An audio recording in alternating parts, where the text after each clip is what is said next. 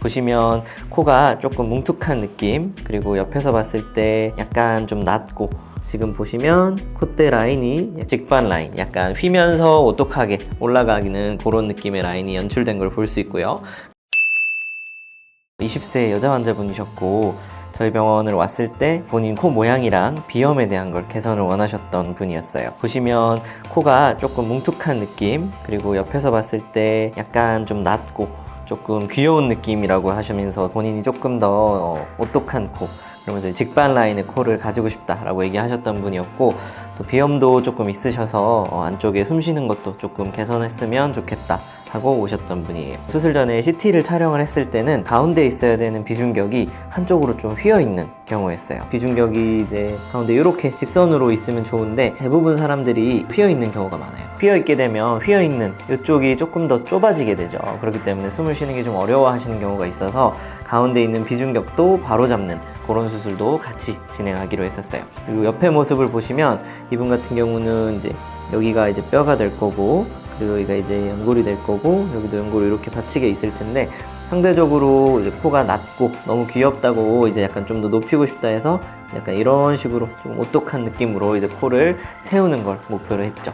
그래서 보시면 수술을 계획을 할 때 연골을 사용해서 여기 이렇게 기둥을 세워주자 라고 했는데, 이분 같은 경우는 자기 본인의 자간흙을 쓰겠다라고 하셔서 본인 갈비연골도 사용을 했던 케이스였고요. 그러면서 이제 보형물도 여기 위치를 이렇게 시키면서 약간 오똑한 느낌을 만들어 주려고 했던 분이었어요. 수술 이후의 사진으로 넘어가 볼게요. 지금 보면 앞에서 봤을 때도 좀 뭔가 아래쪽 부분도 조금 얄쌍한 느낌이 들고 오똑한 느낌이 정면에서도 잘 보이고 있죠. 지금 보시면 콧대 라인이 직반 라인, 약간 휘면서 오똑하게 올라가기는 그런 느낌의 라인이 연출된 걸 볼 수 있고요. 끝부분도 조금 약간 오똑하게 이렇게 올라가 있는 느낌이 나 있죠. 마찬가지로 이렇게 이제 곡선 라인이 만들어지면서 끝이 이렇게 올라가는 거였죠. 그래서 보시면 전에 비해서 콧대가 조금 많이 높아지고 오똑한 느낌이 나게 됐고, 이분이 그때 아마 제 기억으로 신세경 씨 코 가져왔던 것 같아요. 그래서 신세경 씨 느낌 나게 최대한 그런 비슷한 느낌으로 해달라 했던 것 같은데, 결과물로 봤을 때 저는 굉장히 만족해서 좋았던 케이스였던 것 같습니다. 비염에 대해서도 저희가 이제 안쪽에 가운데 비중격 휘어 있는 거, 이렇게 한쪽으로 이렇게 휘어 있던 비중격을 상대적으로 이렇게 가운데로 올 수 있게 개선을 좀 하기는 했는데, 그래서 숨을 쉬는 것도 처음에 수술 직후에는 부어있으니까 조금 힘들겠지만 시간이 지나고 나서는 쉬는 게 좀 좋아졌다 라고 얘기하셨던 것 같고요. 저는 굉장히 만족적이고 환자분도 괜찮아 하셨던 그런 케이스였던 것 같아요. 많이 궁금해 하시는 게 자간흙을 무조건 써야 되냐, 자간흙 안 쓰고 다른 방법은 없나요? 라고 하는 경우도 있는데, 사실은 뭐 자간흙을 써야만 한다라는 법칙은 없어요.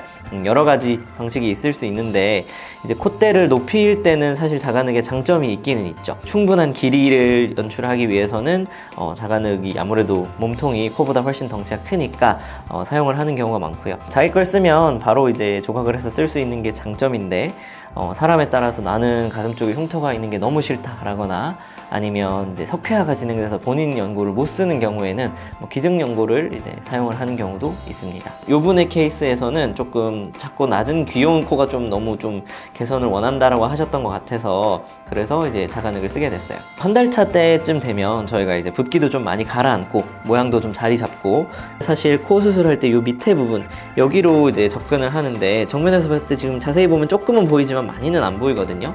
이제 코를 좀 든 각도로 보면 조금 보일 수는 있는데, 이분 지금 한 달 이후라서 사실 많이 보이진 않아요. 사람에 따라 처음에 수술 직후에는 좀 많이 붓기나 이런 게 있는 경우가 있거든요. 근데 그게 얼마나 많이 고쳤냐에 따라 좀 다르긴 해요. 특히 이제 이쪽에 이제 뼈 부분을 좀 튀어나온 매부리를 많이 교정을 했거나, 그리고 큰 보형물을 넣어야 돼서 이쪽에 박리를 굉장히 많이 했거나, 그리고 여기에 이제 뼈가 너무 넙대대해서 뼈 쪽도 좀 많이 쳤거나, 그런 식으로 조작을 많이 하면 할수록 우리가 많이 건드리기 때문에 피도 많이 나고 붓기도 좀 더 강해진다고 할 수 있어요. 특히 이제 다른 수술도 막 같이 했다, 윤곽 수술을 같이 했거나 눈 수술도 같이 했거나 이렇게 여러 수술을 같이 하게 되면 상대적으로 이제 붓기는 더 많이 생기게 되죠. 그래서 처음에 한 일주일 정도는 붓기가 좀 있을 수 있는데, 한 일주일 뒤에 이제 겉에 보이는 실 제거하러 왔을 때 보면 이제 그때부터는 좀 붓기가 많이 가라앉고 멍든 것도 색깔이 이제 약간 노랗게 남아있기는 하지만 뭐 일상생활이 안 되는 정도까지는 아니기 때문에 한 일주일 정도 지나면 그때부터는 어느 정도 일상생활 하기에 크게 문제는 없다 라고 할 수 있고, 이분처럼 원하는 높이가 굉장히 높았을 때에는 붓기랑 과한 높이랑 두 개가 합쳐지면 처음에 좀 너무 어색해하고 자기 얼굴에 좀 적응을 못 하시는 경우가 있거든요. 근데 그것도 시간이 지나면 다 괜찮아지고, 처음에는 조금 그런 붓기와 새로운 자기의 모습이 좀 당황스럽게 느껴질 수는 있지만 너무 걱정은 안 하셔도 될 것 같습니다. 그리고 이제 코 수술하면 흉터 되게 걱정하시는 분들이 많은데, 정면에서 봤을 때 지금 요 밑에 우리가 아까 제가 여기 수술하면서 요로 건드렸어요 라는 걸 알아서 이쪽이 보이지, 사실 우리가 정면에 봤을 때 요 밑에 부분을 잘 보진 않거든요. 남들은 그렇게 잘 안 보는데 본인이 수술하게 되면 거울을 들고 봤을 때는 이제 시선을 아래쪽으로 깔면서 보게 되거든요. 그래서 이제 거울을 들 때도 이렇게 얼굴 아래쪽에서 들면서 밑에서 보기 때문에 사실 본인이 얼굴을 봤을 때 코 밑에서 흉터가 좀 잘 보이는 각도에서 흉터가 보이긴 해요. 그래서 남들보다 본인이 좀 더 신경을 많이 쓰는 경우가 있는데, 근데 그것도 한 달 정도 지나면 살짝 붉은 기운이 남아있을 수는 있지만 우리 왜 감기 걸렸을 때 코 많이 풀면 좀 빨개지는 그런 정도 느낌으로 남는 거라, 여성분들 같은 경우는 화장이나 이런 걸로 가리면 잘 안 띄는 경우도 있고, 남자분들도 크게 신경 쓰일 정도까지는 아니었던 것 같아요. 오늘은 이제 실제 여자분 코 수술 사례에 대해서 보면서 설명을 드렸는데요. 다음에는 또 다른 분들의 케이스를 가지고 리뷰를 하는 시간을 가지도록 하겠습니다. 감사합니다.